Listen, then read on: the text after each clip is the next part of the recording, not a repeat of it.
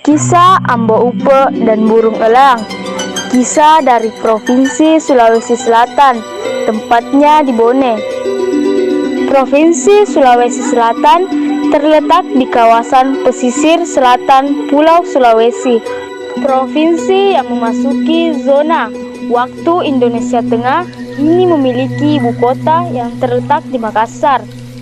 Provinsi yang dikenal dengan makanan khas Coto Makassar juga memiliki banyak cerita rakyat.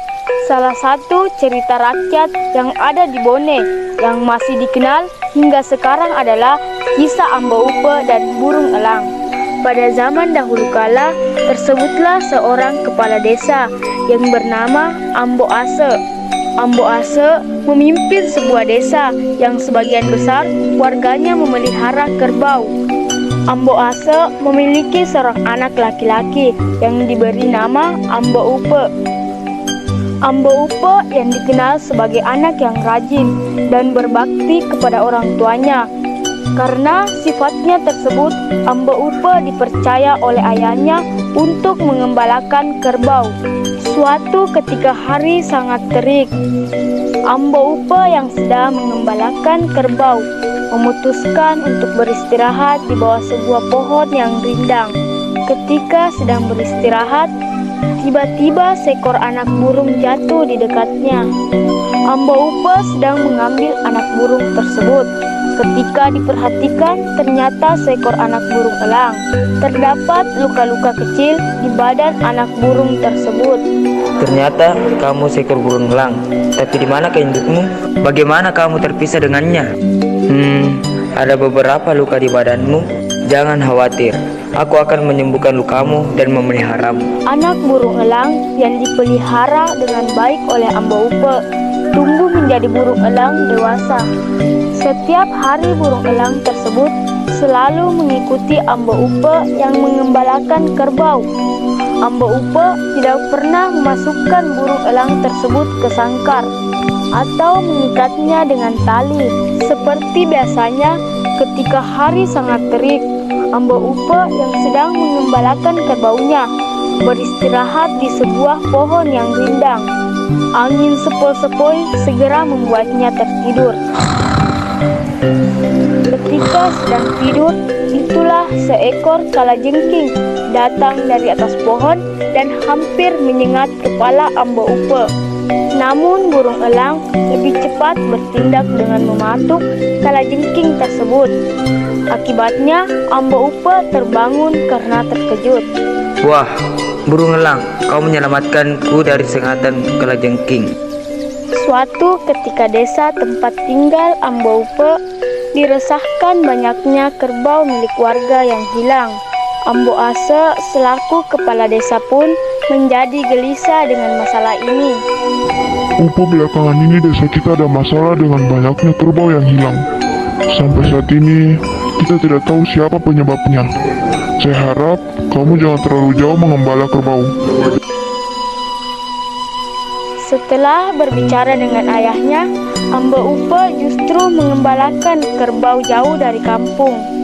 Ia membawa kerbaunya ke padang rumput di dekat hutan. Sementara itu, burung elang terbang sambil mengeluarkan suara khasnya. Sepertinya burung elang itu sedang memperingatkan sesuatu. Belum selesai, Ambo Upe bicara. Tiba-tiba muncul 3 orang laki-laki berbadan besar dan berwajah garang. Wah. Sepertinya kita tidak perlu jauh-jauh pergi ke desa. Ada yang mengantarkan kerbau untuk kita. Ikat pengembala itu dan bawa kerbaunya. Sedang mengikatkan tangan dan kaki Ambo Upe serta meninggalkannya bergeletak tidak berdaya di atas padang rumput. Sambil tertawa-tawa, 3 orang itu sedang menggiring kerbau-kerbau Ambo Upe masuk ke dalam hutan. Tanpa disadari, 3 pencuri kawanan tersebut, burung elang sahabat Ambo Upe, terbang mengikuti mereka dari jauh. Setelah mengetahui tempat persembunyian kawanan pencuri tersebut, burung elang terbang kembali ke tempat Ambo Upe diikat. Burung elang mematuki tali-tali yang mengikat tangan dan kaki Ambo Upe. kamu memang burung elang sejatiku. Kamu sudah tahu di mana persembunyian para kawanan pencuri itu? Sesampainya di desa, sedang mengumpulkan warga desa di depan rumahnya. Ambo Upe menceritakan semua yang dialaminya kepada ayahnya. Katanya kamu bisa meringkus para pencuri itu. Tenang saja ayah. Burung elang sahabatku ini sudah mengetahui di mana tempat persembunyian para pencuri itu. Ambo Upe, Ambo Ase, serta puluhan warga desa dengan bersenjatakan parang dan tombak berjalan mengikuti burung elang menuju tempat persembunyiannya para pencuri kerbau tersebut. Ambo Upe dan Ambo Ase mengintip 3 kawanan perampok yang seperti sedang bersantai di depan mulut gua. Ternyata kalian yang selama ini menjadi biang keladi hilangnya kerbau-kerbau kami. Berani sekali kalian berdua kemari. Kembalikan saya kerbaunya dan kami akan mengampuni kalian kalau kamu bisa mengalahkanku. Hei para warga desa, serang pencuri itu. Wah, beraninya keroyokan. Kalau keroyokan begini namanya tidak sportif. Diam, kita ini pencuri kerbau. Mana ada mengenal istilah sportif.